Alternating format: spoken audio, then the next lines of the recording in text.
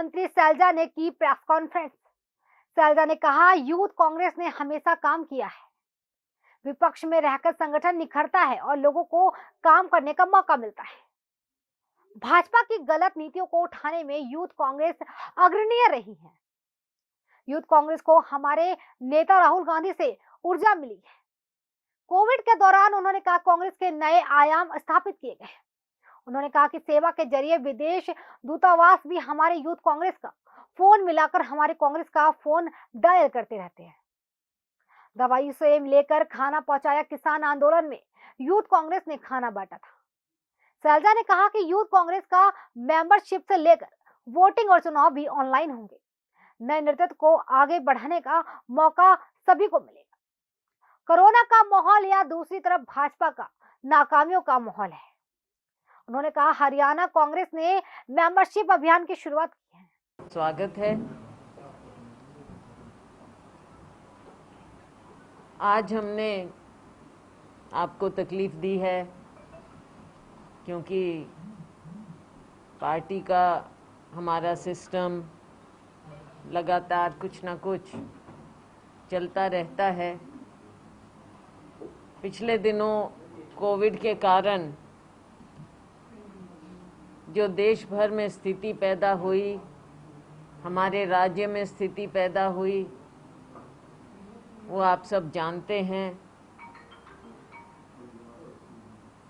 आज हम यूथ कांग्रेस की बात करने के लिए आपके बीच आए हैं। हमारे साथी यूथ कांग्रेस के दीपक जी हैं, दीपक भाटी जी इंचार्ज हैं हमारे यहाँ के, हरियाणा के, और शिवी जी भी इनके साथ सह प्रभारी हैं।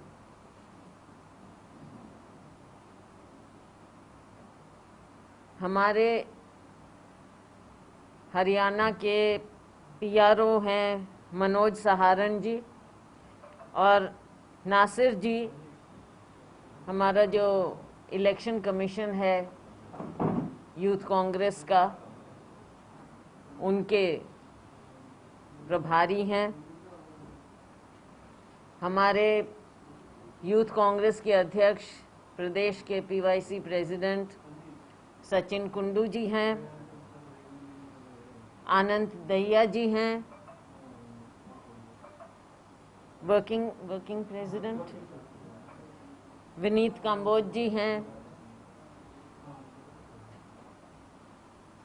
सभी लोग आज आपके बीच में आए हैं और मैं इन सब का हरियाणा प्रदेश कांग्रेस कमेटी के ओर से बहुत बहुत स्वागत करती हूँ। मुझे बहुत खुशी है कि यूथ कांग्रेस, जिसने हमेशा हमारे, आप ये समझ लीजिए, नर्सरी का रोल अदा किया है। हमारे अनेकों नेता इस नर्सरी में से निकले हैं, बल्कि अभी बाहर हमारे जो सीनियर नेता बैठे थे, उनसे हम बात कर रहे थे, वो भी कभी अपने ज़माने में यूथ कांग्रेस में थे। और यूथ कांग्रेस ने हमेशा कार्य किया है सकारात्मक, प्रोडक्टिव। चाहे हम सत्ता में रहे हों, चाहे विपक्ष में रहे हों। और ये स्वाभाविक है कि जब विपक्ष में होते हैं तो और ज़्यादा निखर कर कोई भी संगठन और ज़्यादा निखरता है। लोगों को काम करने का भी एक अलग मज़ा आता है और तरीका भी होता है। भारतीय जनता पार्टी सरकार जब से आई, राज्य में, केंद्र में, उनकी गलत नीतियों के खिलाफ आवाज़ उठाने में यूथ कांग्रेस अग्रणी रही है। आपने देखा, आप तो खुद मीडिया से हैं, कि देश के विभिन्न भागों में, दिल्ली में हमारे लड़के, यूथ कांग्रेस के लड़के लड़कियां आगे होकर किसी बात से ना लाठी से डरे, ना वाटर कैनन से डरे, ना अश्रु गैस से डरे, ना बैरियर से पीछे हटे, इनके ऊपर गंदा पानी तक डाला गया। लेकिन ये हमेशा आगे बढ़ते रहे और हमें नई ऊर्जा मिली, यूथ कांग्रेस को नई ऊर्जा मिली हमारे नेता राहुल गांधी जी से। उन्होंने पर्सनल इंटरेस्ट लेकर यूथ कांग्रेस को एक नई दिशा दी है।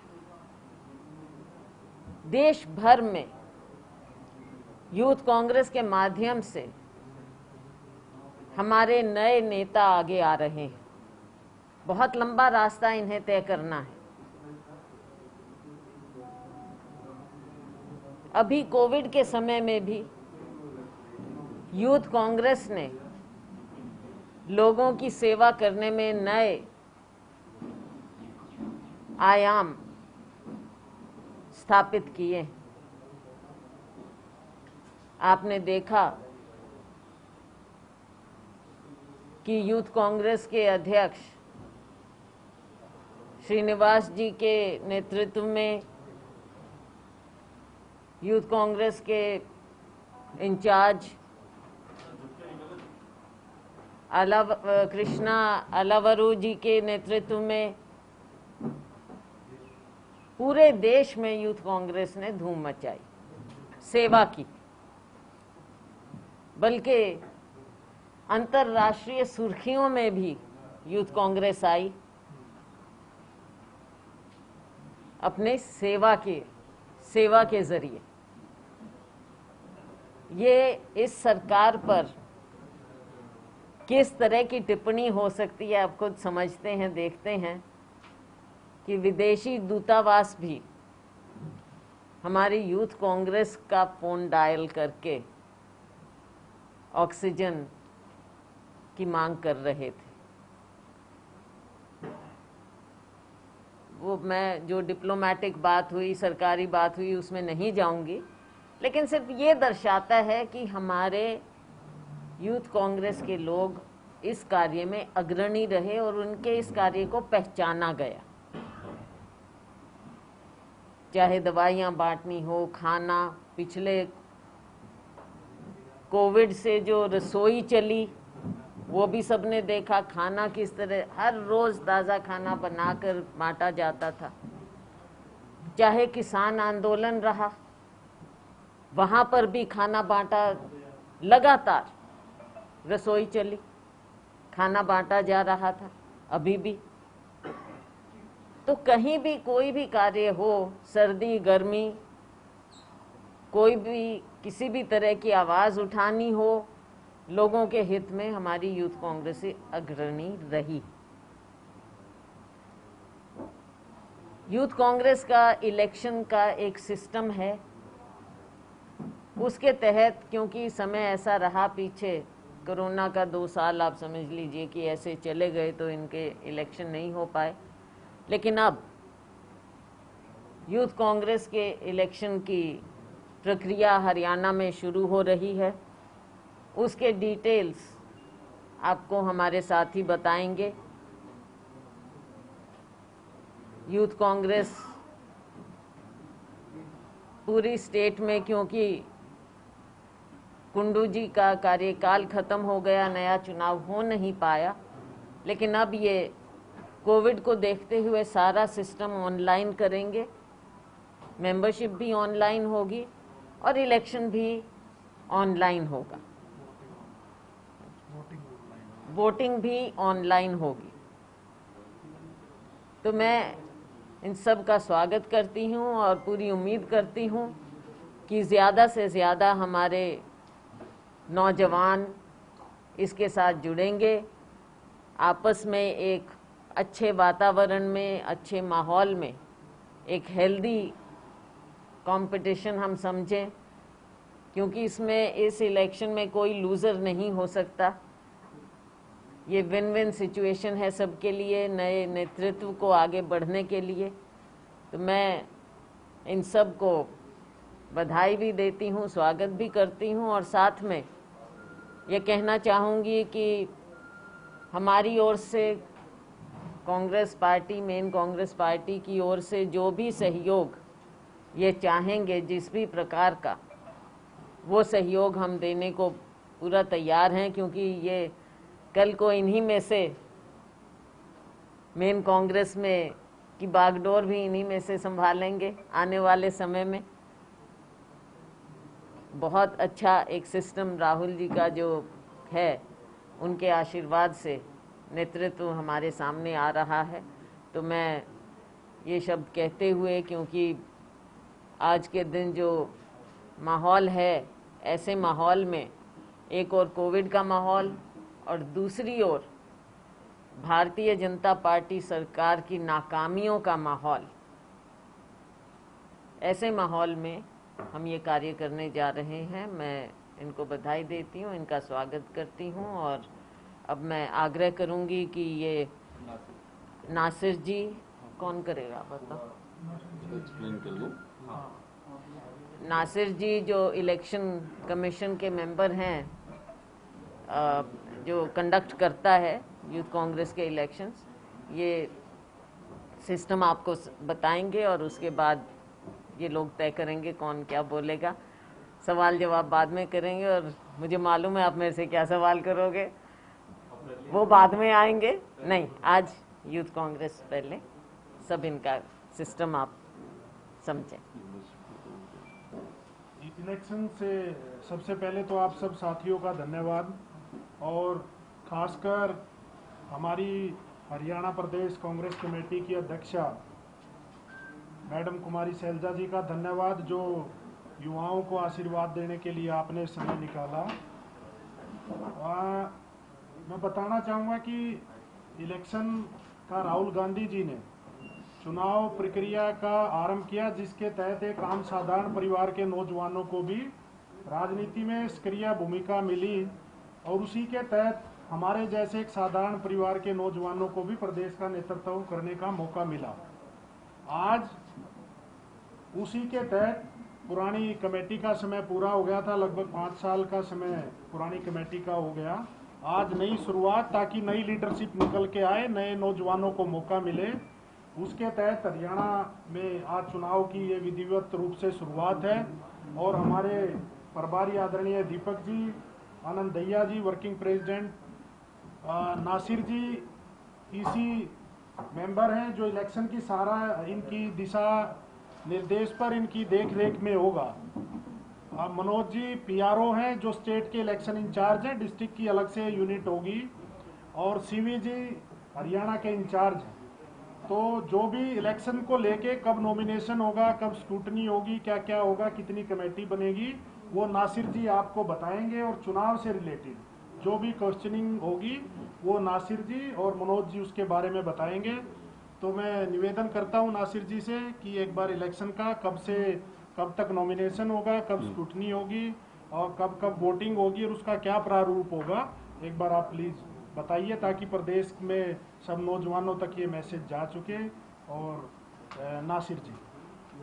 वक्त दिया यूथ कांग्रेस के लिए, और कुंदू जी उनका, और हमारे प्रभारी जो है इंचार्ज दीपक जी, और हमारे पीआरओ, और आप साथियों को सभी को नमस्कार।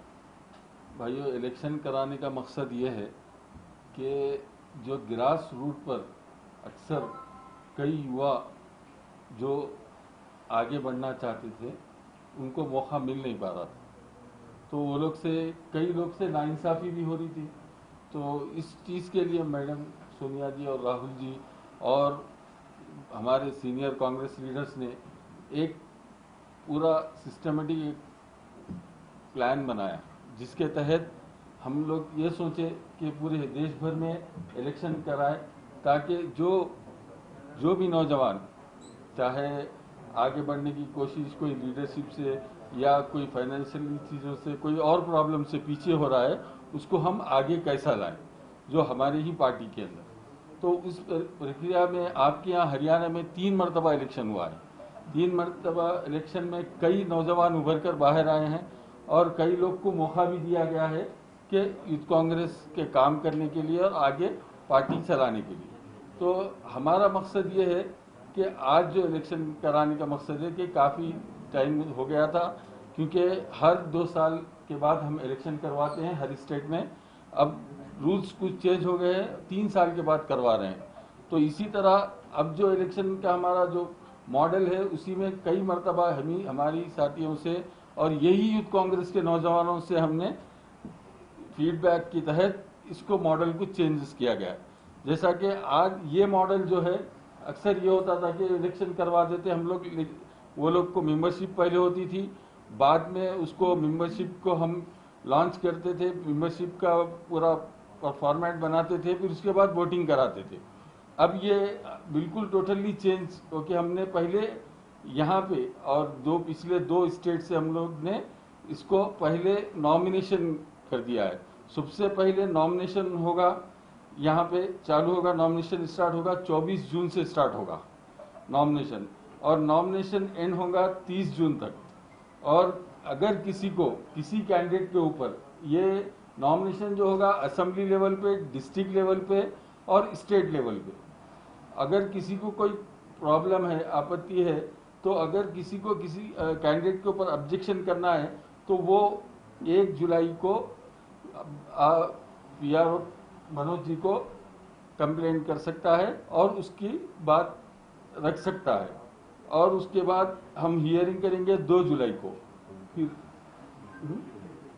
हाँ, फेम एक ऑर्गेनाइजेशन है, केजे राव जी देखते हैं, तो वो ऑर्गेनाइजेशन हियरिंग लेगा और फाइनलाइज नॉमिनेशन 3 तारीख होगा। मेंबरशिप जब स्टार्ट होगी वो 7 जुलाई को होगी यहाँ हरियाणा में, क्योंकि हम लोग पहले नॉमिनेशन लेते हैं, फिर उसके बाद उसको एक वेबसाइट पे डालते हैं। वेबसाइट पे डालने के बाद उसको एक नंबर इशू होता है, जैसा कि एक कैंडिडेट को 1 नंबर, दूसरे कैंडिडेट को 2 नंबर।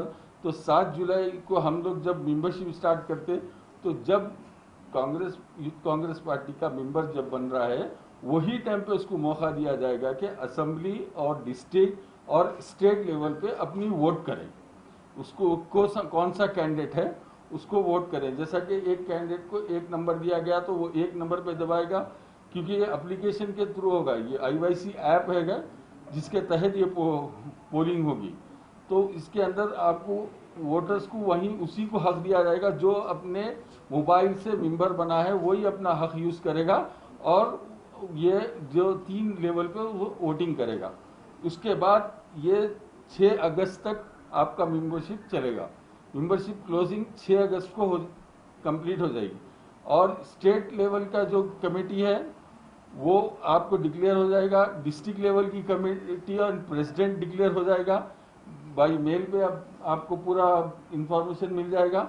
और असेंबली लेवल पे और स्टेट कैंडिडेट के लिए हम लोग वो लोग के लिए एक IYC श्रीनिवास जी और हमारे कृष्णा अलोरा जी इंटरव्यू के तहत 3 आदमी जो टॉप रहेंगे, सबसे ज्यादा वोट लेंगे 3 आदमी, उनको इंटरव्यू कॉल किया जाएगा। उसके बाद वहां पे सिलेक्शन होगा कि यूथ कांग्रेस का हरियाणा का प्रदेश अध्यक्ष कौन होगा। ठीक है भाई, और कुछ ये खुद हमारी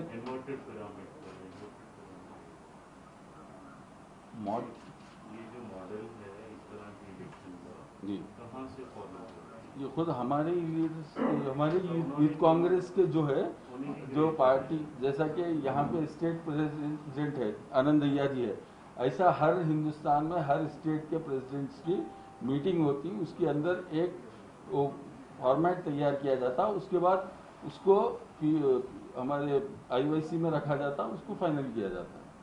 जो मेंबरशिप है जी, मेंबरशिप अभी बने, पहले मेंबर बने फिर वोट भी देते साथ। जी हाँ, साथ ही साथ वोट।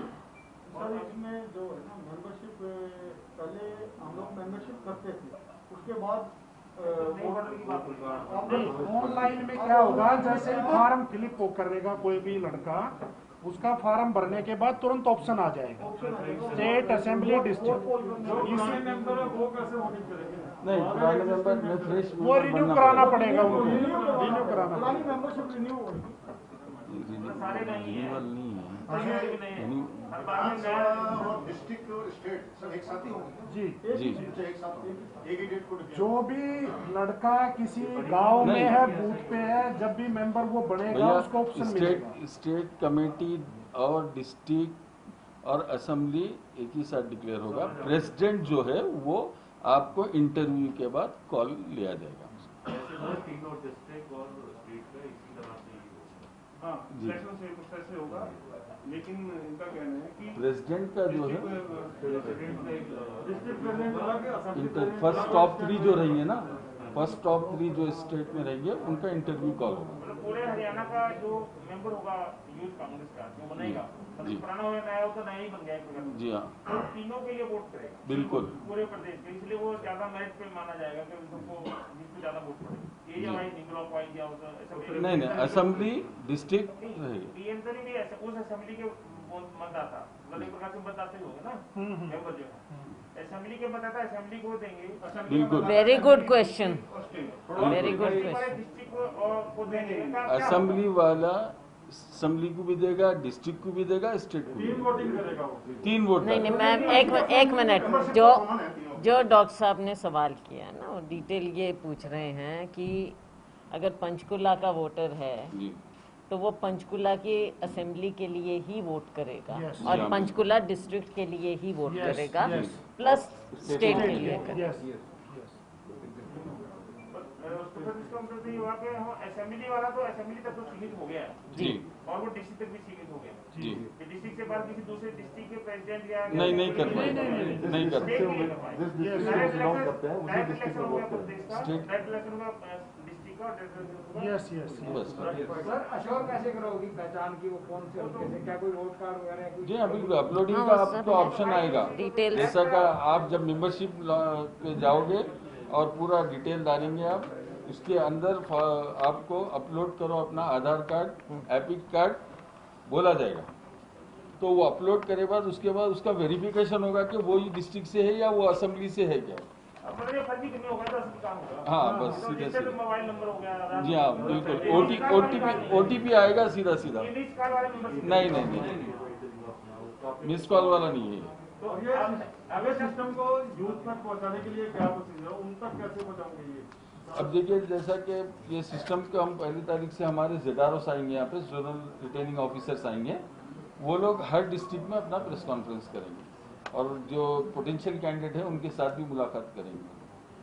मेंबर बनाने वो कैसे मेंबरशिप लॉन्च उसको कैसे? मेंबरशिप लॉन्च के वही तो बता रहे ना आपको कि हम सीधा हर डिस्ट्रिक्ट लेवल पे जाएंगे और असेंबली 2-2, 3-3 असेंबली को मिला के एक मीटिंग करने की कोशिश करेंगे। इसमें मेंबर कौन बन सकता है? कोई भी बन सकता 18 से है। 35 18 से 35। 18 से 35 ये स्टेट का कब कंप्लीट हो जाएगा? स्टेट को कंप्लीट अगस्त 6 अगस्त को लास्ट में। अगस्त को तो membership- अच्छा, इसमें कट ऑफ डेट, अच्छा भैया एक क्वेश्चन एक लिख लीजिए। कट ऑफ डेट रहेगी जो मेंबरशिप बनने की 23 जून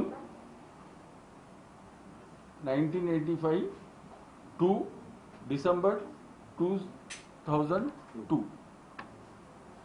31 दिसंबर, उससे पहले जी हाँ, 3 दिसंबर, 31 दिसंबर 2002। हाँ, 25 इनके बीच में जन्मे बच्चे या यूथ है वो मेंबर हो सकते जी हाँ, बिल्कुल। हैं। और मेंबरशिप अभी तक आपके टेन्योर में यूथ कांग्रेस जी सर जी। पिछले 3 साल में कितना लोग कोई होता नहीं कि जो सत्ताधारी दल है हम उसके साथ ही जाए, तो आप लोगों के सामने चैलेंजेस क्या है? नॉमिनेशन हमारा करवा दोगे जो आप मेन चैलेंजेस ये है कि जो नए मेंबर है वो आप कैसे अपनी तरफ अट्रैक्ट करोगे? यही है एक्चुअली। इसके अंदर ये होता है कि जो कैंडिडेट लड़ता है तकरीबन इनरोल वही करवाता है नए मेंबरशिप। दीपक आप- जैसा कि अभी आपको बताया कि ZRO और हमारे इंचार्ज है दीपक जी, ये लोग डिस्ट्रिक्ट लेवल पे जब विजिट करेंगे तो वहाँ पे जब प्रचार करेंगे तो उसको नए युवा को इनरोल होने का मौका मिलेगा इसके। नहीं, दिस इज अ पॉलिटिकल इसमें क्वेश्चन। थोड़ा सिंप्लीफाई कर देते बोलिए। हैं। हाँ। देखिए हरियाणा बहुत पॉलिटिकल स्टेट है। Assembly level block, even block level, block का हम इलेक्शन कंडक्ट नहीं करते हैं, बाद में असेंबली के जो हमारे अध्यक्ष होते हैं वो नीचे का सिस्टम बनाते हैं। तो हमारे साथ जुड़ने के लिए जो आपका सवाल है कि कैसे आप नए लोगों को अपने साथ जोड़ेंगे, कैसे अपने आप को स्ट्रेंथन करेंगे, तो जो हमारे एस्पायरेंट्स होंगे, जिनको विधानसभा का अध्यक्ष बनना है, उपाध्यक्ष बनना है, या जिले में इसी तरह से जो फॉर्मेशन है, तो उनका अपना दायरा है, अपना एरिया है। जो हमारा विधानसभा का साथी है, जो आपके गांव हैं, जो आपके कस्बे हैं, जो आपके शहर हैं संबंधित, वहाँ उनका अपना एरिया है, अपना दायरा है। बहुत सारे साथी काम कर रहे हैं, बहुत सारे साथी काम करना चाहते हैं। तो इसमें हम मौका देते हैं अपने नौजवान साथियों को कि आप इस इलेक्शन के माध्यम से, इस इलेक्शन के दौरान अपने क्षेत्र का दौरा करें, गाँव का दौरा करें। और साधारण भाषा में बताऊं, जिसको लीडर बनना होता है वोट मंगवाइए। जी बिल्कुल। इसी के अंदर इसका फीस रहेगा 50 रुपीज रहेगा एक मेंबर का।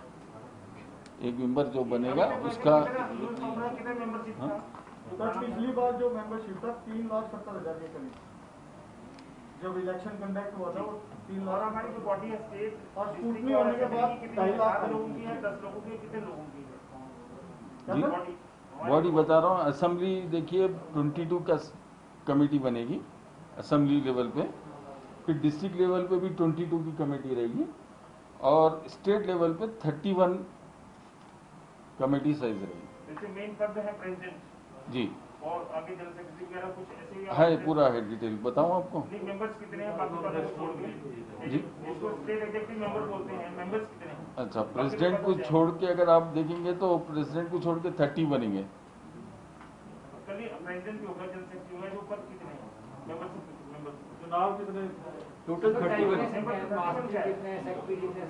अच्छा, वो पूरा बोलूं डिटेल आपको। प्रेसिडेंट देखिए, प्रेसिडेंट ओपन रहेगा, वाइस प्रेसिडेंट ओपन रहेगा, वाइस प्रेसिडेंट SC ST रहेगा, मैं स्टेट का बता रहा हूँ आपको, और वाइस प्रेसिडेंट वुमेन एक रहेगा रिजर्व, फिर 14 जनरल सेक्रेटरी ओपन रहेंगे, और 1 GS रहेगा SC ST, और 1 GS रहेगा OBC, 1 GS रहेगा माइनॉरिटी, 1 जनरल सेक्रेटरी वुमेन होगी, 1 general secretary ST SC women होगी, 1 जनरल सेक्रेटरी फिजिकली हैंडीकैप्ड होगी। उनको अध्यक्ष को ही नॉमिनेट करना है। नहीं, उनको नहीं करना है, उनका भी अलग है। और इससे भी ज्यादा अगर हो जाते हैं तो इसके नीचे की जो टीम आएगी वो सेक्रेटरी और वो एग्जीक्यूटिव मेंबर है। आज आप मोबाइल से लॉगिन करेंगे जी मेंबरशिप को मिस कॉल देके नहीं, IBC ऐप आएगा, एक ऐप है। नियर एंड डियर वंस, उनमें से कोई ना गया हो, सबके जानने वालों में से कोई ना कोई गया है, जिसकी जान गई है, और ये भी जानते हैं कि सही ढंग से इलाज ना होने के उसके अभाव में गए हैं कितने लोग। तो इस सरकार, अब राहुल जी ने बहुत सी बातें कही हैं, हमने जो पेपर निकाला है राहुल गांधी जी ने, जायज़ सवाल हैं। राहुल गांधी जी ने पिछली बार भी आगाह किया था, कॉशन किया था, जब ये जश्न मना रहे थे ट्रंप जी को लेकर, कोविड के बारे में राहुल जी ने कहा था, तब इन्होंने नहीं मानी, इस बार फिर कहा था, नहीं मानी। बात ये नहीं है कि we have to be proven right, ये कोई पॉइंट स्कोर करने की बात कभी नहीं की, ना आज कर रहे हैं। राहुल जी ने पहली बार भी कहा और अब भी कह रहे हैं कि जब सारे लोग कहते हैं, साइंटिस्ट की आप मदद नहीं लेते, आप एक्सपर्ट्स हैं उनकी बात नहीं सुनते, दुनिया के अनुभव से आप सीखते नहीं हैं, और लोगों को ऐसे उसमें डाल देते हैं, पूरे देश को। और आज भी जो आप देख रहे हैं वैक्सीनेशन का क्या, जिस तरह से, अब मैं शब्द क्या इस्तेमाल करूं, कहते हैं वो भी फर्जी नहीं, फिर बात ये है ना कि हमारी ज़बान पे ऐसे शब्द आते नहीं हैं, मुश्किल ये है कांग्रेस। हाँ, तो अब ये बताइए, एक दिन में कितने लाख हो जाते हैं वैक्सीनेशन, अगले दिन कहाँ चला जाता है? तो ये कैसी वैक्सीनेशन है? एक दिन लाखों में और अगले दिन 1000, 10,000 से भी नीचे। What is this? और अगर इसी पेस पर चला तो साल का आखिर तो लाजमी होना है, और अगर ये रहा तो वो तो साल तो पार करेगा। फिर तीसरी वेव के लिए आपकी क्या तैयारी है? बहुत सी बातें हैं इससे जुड़ी। जी,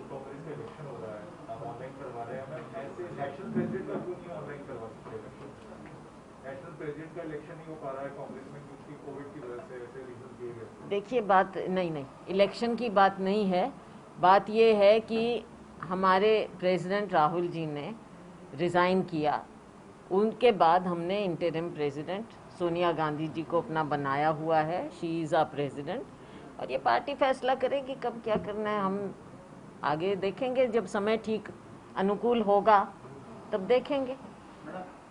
हमारे देखो यूथ कांग्रेस की मेंबरशिप ये सब, ये एक टाइम बाउंड ये कर रहे हैं। हमारा तो आज के दिन वो करना नहीं है, क्योंकि हमारे संविधान के मुताबिक भी नहीं है वो। अभी टर्म बची है, मैडम एक सवाल है। 5 साल की टर्म अभी बची। हाँ जी मैडम एक सवाल है। यूनिवर्सिटी ग्रांट कमीशन ने सभी यूनिवर्सिटीज को लेटर लिखा है कि आप प्रधानमंत्री मोदी की फोटो लगाइए और बताइए कि 18 साल से जो ऊपर के युवा हैं उनको जो वैक्सीन लगाई जा रही है इसके लिए वो मोदी जी का धन्यवाद करते हैं। कई कॉलेजेस और कई यूनिवर्सिटी ने इस चीज का विरोध किया, आपके नजरिए से क्या? बिल्कुल गलत है, हर तरह से बिल्कुल गलत है। अगर मोदी जी सामने आते, सबसे पहले कहते कि केंद्र सबको वैक्सीन लगवाएगा, टाइम बाउंड लगवाएगा और मुफ्त में लगवाएगा, क्यों सुप्रीम कोर्ट को बीच में आना पड़ा? ये वाहवाही लूटने के लिए तो सबसे आगे आते हैं, लेकिन इनका क्रेडिट क्या है? आपने राज्य सरकारों को अपने हाल पर छोड़ दिया और कहा कि आप ग्लोबल टेंडर से वैक्सीन लीजिए। किसमें क्षमता थी? कौन ले सकता था? सारे राज्य आकर कह रहे थे कि हमारी क्षमता नहीं है, और ना विदेश में कोई सीरियसली ले रहा था हमारे राज्यों को। आपने तो लोगों की बदहाली कर दी है, और आज अपनी फोटो लगाकर ये समझते हैं और कि लोगों का माइंड वॉश करेंगे। ये नहीं होगा देश में। हमारा युवा, हमारा नागरिक बहुत जागरूक है, असलियत समझता है, और ये कोई अथॉरिटेरियन रेजीम के लक्षण हैं जो इस तरह की बातें की जा रही हैं। एक विषय हमारा बीच में सवाल आ गया था, वो आपका जवाब बीच में अधूरा रह गया। कौन सा? जी वाला आप कुछ कह रहे थे कि हम तो मानते हैं कि हम पॉलिटिकल पार्टी हैं, हमें बीजेपी जाके किया, पर उनका तो ये था कि इस आंदोलन को वो प्रोवोक कर रही है कांग्रेस। वो अपना झंडा ना लेके उनका झंडा उठा के वहाँ कांग्रेस ही बैठे हैं, वो तो सीधे ये कह रहे हैं। देखो, कांग्रेस ही कोई बैठ सकता है, क्योंकि वो किसान पहले है। जो किसान है वो वहाँ बैठ सकता है, लेकिन जहाँ तक कि हमारी पार्टी का आंदोलन का सवाल है, अब देखते हैं कि किसानों के आंदोलन में तो इनके अलग अलग तरह के संगठन हैं, वो उनकी एफिलिएशन कांग्रेस से नहीं है। We are a political party, वो एक अलग संगठन है, वो उनका आंदोलन है। हरियाणा के डीजीपी हरियाणा छोड़ना चाहते हैं, जबकि सरकार ने उनका कार्यकाल अगले आदेश तक लंबा बढ़ा दिया था। आपको क्या लग रहा है, क्या कारण है? This is a telling comment on the affairs of this government in the state. अफसरों के साथ क्या हो रहा है, कैसे उनको मोहरा बनाया जाता है, इनकी आपस के मतभेदों का, वो आप देखते हैं। ओके, बस करो। सामने आया, उनका एक वीडियो वायरल हुआ कि कांग्रेस को लेकर काफी आपत्तिजनक देखो, बात ये है, जैसा मैंने पहले कहा, मुझे इस चीज़ का तो नहीं, लेकिन मैंने पहले ही कहा, इनकी भाषा, जो ये ठेकेदार बनते हैं भारत की संस्कृति के, आप देख सकते हैं कि इनके संस्कार कैसे हैं। इनके संस्कार इनके शब्दों से, इनके आचरण से साफ नजर आते हैं। Do they deserve to be leaders? आम जनता किसी भी नेता को, चाहे वो पॉलिटिकल नेता है, चाहे कोई भी किसी पोजीशन में है, वो एक आइकॉन होता है, एग्जाम्पल सेट करता है अपने आचरण से। क्या ये सिखाना चाहते हैं ये? इस तरह की भाषा, इस तरह का आचरण? Thank you.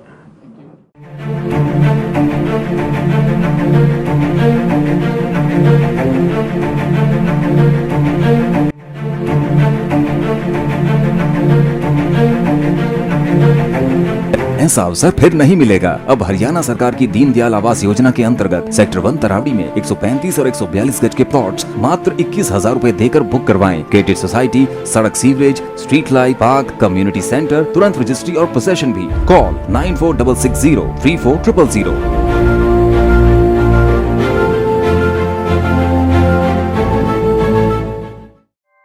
ऐसे की लेटेस्ट खबरें पाने के लिए बेल आइकन को क्लिक कर हमारे चैनल को लाइक, शेयर एंड सब्सक्राइब करें। धन्यवाद।